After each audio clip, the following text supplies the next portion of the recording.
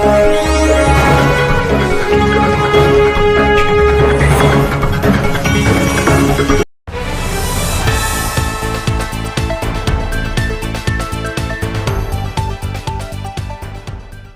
bago na munisipyo, napaka-modern ito at pinagmamalaki natin to sapagkat wala tayong nahingi na anumang tulong sa national at saka provincial governments para maisakatuparan proyektong to. So ito yung nagpapakita ng aming layunin na may larawan ng aming bayan ng Pakil na nagsisikap na using our own resources ay makapagpatayo ng ganito klase mga gusali.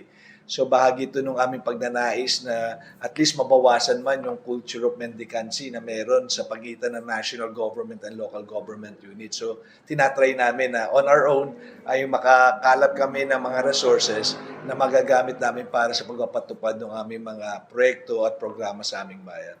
Features nitong aming bagong munisipyo, siyempre may mga sprinklers yan, may mga smoke detectors, may mga yung sa mga fire alarms ay state of the art yan, may sarili na rin kaming elevator para sa aming mga PWDs at senior citizen to make it more convenient sa bahagi nila kung sila ay aakyat ng second floor or ng third floor. So ayan yung mga features nitong aming bagong munisipyo na talaga namang pinag-isipan namin ng kumbaga nagplanuhan ng medyo matagal para nang sa ganun pag ma-build na namin to iconic yan.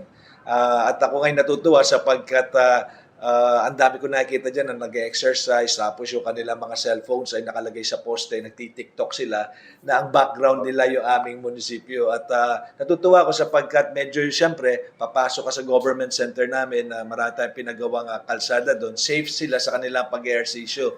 But more importantly, ginagawa nilang background yung aming munisipyo na nagpapakita na sila ay proud sa accomplishment na bayan. Meron silang sense of pride na dito sa bayan ng Pakil, although maliit aming bayan, to 23,000 na yung population namin, meron kami mga ganitong klase ng proyekto.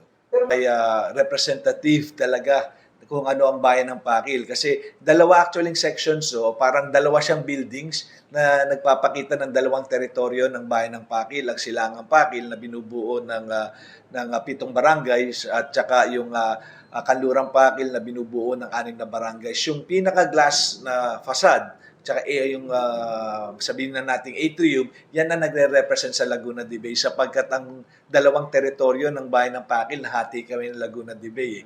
So bago ka makarating dun sa kabilang Pakil, dadaan ka pa na 4 na bayan, dadaan ka pa ng Pakil, ng Siniluan, ng Fami at saka Mabitak. O kaya sa pamamagitan ng bangka, mag-cross ka ng Laguna de Bay. So ito ay kumbaga magandang representasyon at simbolismo na kung ano ba talaga ang bayan ng Pakil.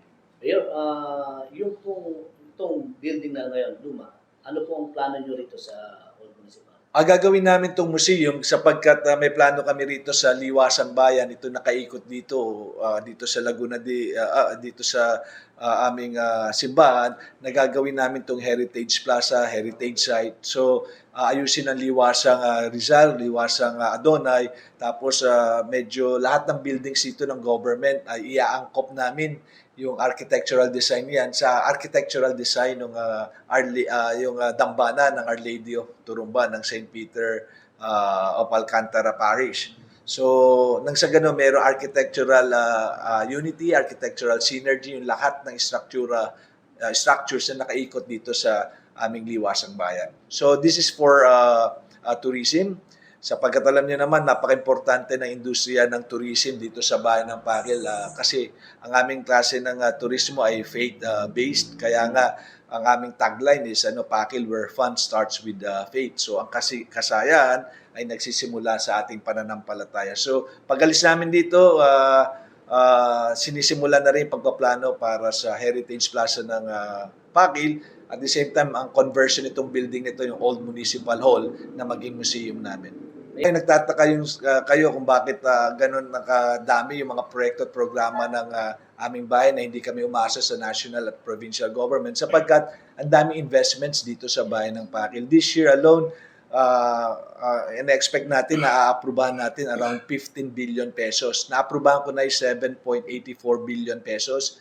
Ito yung pagtatayo ng Manila Water ng 200 million liters of water na water treatment facility. So 200 million liters of water every day ay ipoprocess dito sa plantang to sa Barangay Cabulusan.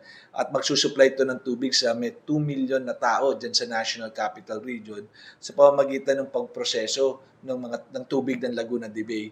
At yung tubo na yan ay maglalagay sila ng tubo sa ilalim ng Laguna de Bay para makarating yung tubig dito sa aking bayan papunta dyan sa National Capital Region. So another big ticket investment ay yung Vena Energy. So starting this year, magtatayo sila ng mga wind turbines sa Kanlurang Pakil din.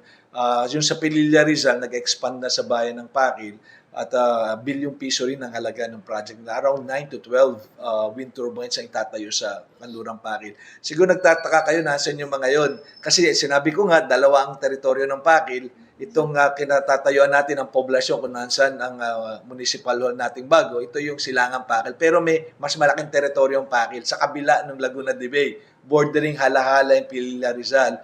Nandun yung mga industrial kumbaga areas ng bayan ng Pakil. So yun, ang laki ng income namin.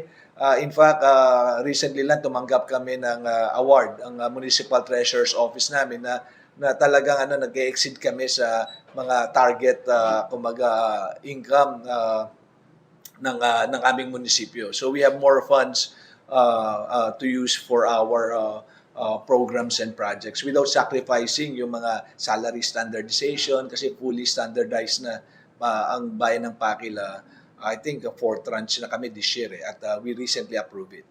Sa aking mga kababayan at sa lahat ng kumbaga nakikinig sa inyong mga vlogs o sa inyong mga balita o nakakabasa ng mga news articles sa inyong sinusulat, ako'y naniniwala na hindi tayo pwedeng magpatubay-tubay sa hangarin natin na paunlarin ng ating mga lugar para makagapay tayo sa kaunlaran ng ating mga karatig na bansa. So, ako'y nasa Pakil, pinipilit natin mapaunlad to nang sa ganon ay makatulong tayo sa pangmas malawakang pag-unlad ng ating bansa. At kasi bawat bayan na yan, maliliit, malalaki, nagtutulungan sa pag-unlad, definitely ang magiging mangyayari rito, yung buong bansa natin ay talagang uunlad, mabilis na aangat ang kabuhayan, mabilis na kumbaga makakamtan ng kaunlaran that we deserve as a people.